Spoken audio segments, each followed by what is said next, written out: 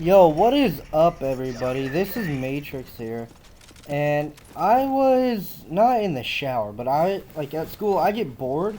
I have ADHD and ADD, I believe, and so I sit at school, and I just think about some funny times I had with some of my friends.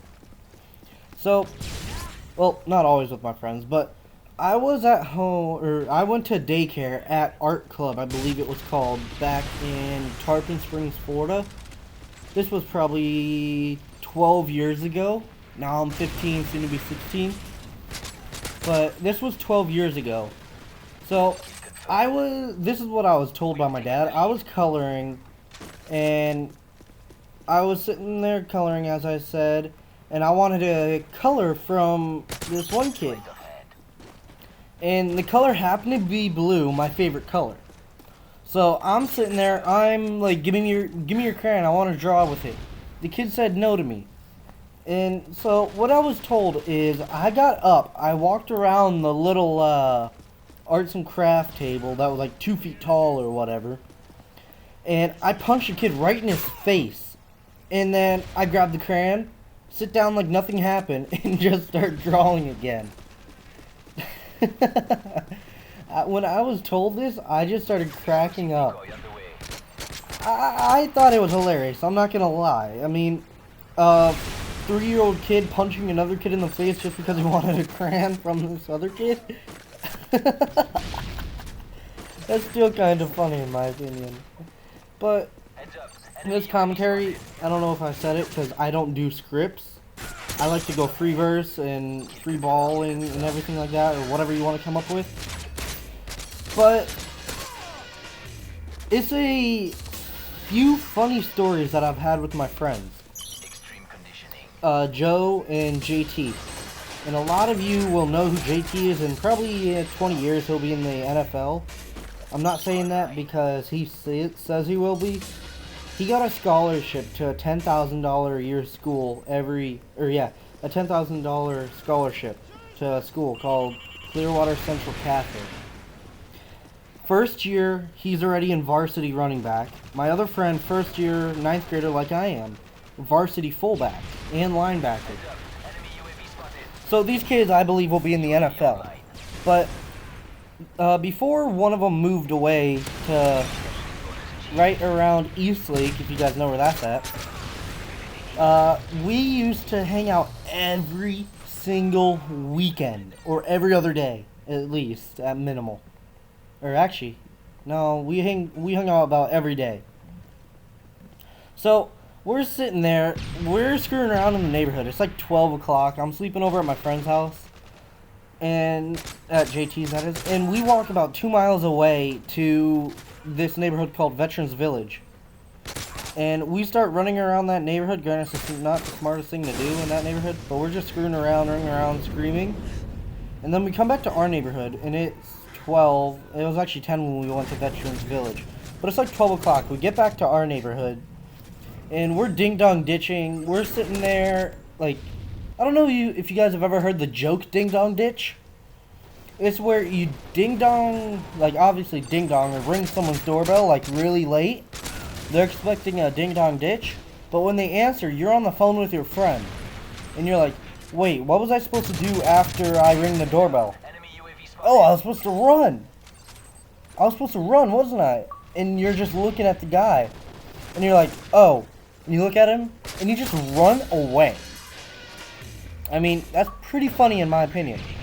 You just run away from him because you, quote-unquote, forgot to run away from him for the prank.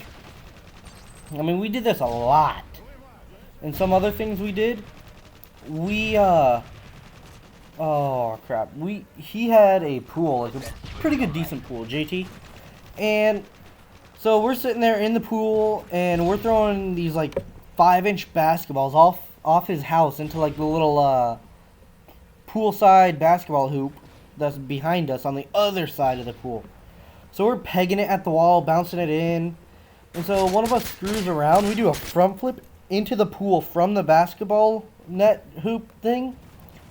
And we smack it against the wall, and it just goes loud ass thud. And so, guess what happens? We make it in. It was amazing. I know that's not very funny, but it was freaking hilarious at the time. And then there was this one chick who moved into our neighborhood towards the end of summer, I believe. Her legit, dude. Her name was Princess. And this was a different day, though. Her name was Princess. We had our friend named Kevin, who has had probably 5 heart surgeries, I believe. Like, open heart surgeries. He's died 5 times, literally. So, he was over, and she's like, oh, I'd only do stuff with Kevin, because we were all trying to screw with her. Saying, oh, you're a stripper, just joking around. But she knew we were joking around. So, we're like, you're a stripper, you come suck my dick, and all this stuff. Just joking around, right? And so she's like, no, I'll only do stuff with Kevin. We're like, what do you mean you'd only do stuff with him? Oh, I'd give him hand jobs, let him finger me, and all this stuff. So, he was nowhere near us at the time. I run over to, not literally run, but I walk over to him, probably 10 minutes later, and be like, Kevin, do you want your dick sucked? And he's like, no, man, I'm not gay, I don't want one for me. I'm like, no, you're funny. I'll hit you in your face next time you say that. This Princess chick, she said she'll only do stuff with you because you've had those heart surgeries. So he's feeling bad that he's had them, and that that's the only person that she'd do it with because of that. But he doesn't do anything because he doesn't like to take advantage of girls like that. And can you say mob? But he doesn't like to take advantage of girls like that. He's a legitimate ladies man. Honestly. He's the biggest ladies man that I believe anyone will ever meet. So, we're just screwing around all summer and all this stuff. And we had the best time together. JT and I were brothers. All 3 of us were like brothers, but we're not blood brothers. Like,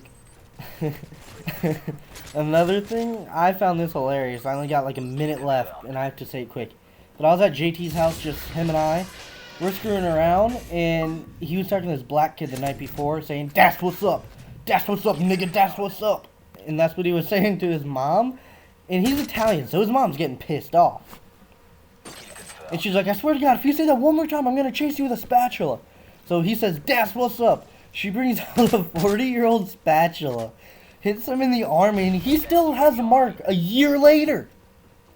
So he has a mark in his hand, or on his arm and everything.